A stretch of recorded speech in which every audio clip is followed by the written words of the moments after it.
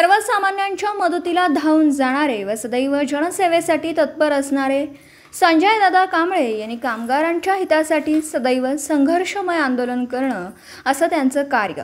विमुक्त जाती व भटक्या जमातीचे यांचं प्रमाणपत्र मिळावेत म्हणून येथे संजय मारुती कदम हे जिल्हाधिकारी कार्यालय सांगली येथे उपोषण करतात। त्यांच्या लोकशाही मार्गाने सुरू असलेल्या आंदोलनाला आज वंचित बहुजन माथाडी ट्रान्सपोर्ट व जनरल कामगार युनियन महाराष्ट्र राज्य सांगली जिल्हा यांच्या शिष्टमंडळाने जाहीर पाठिंबा दिला।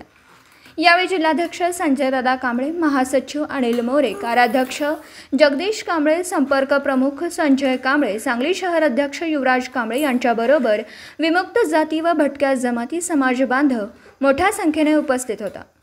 पत्रकार राजेंद्र शिंदे, झी न्यूज मराठी।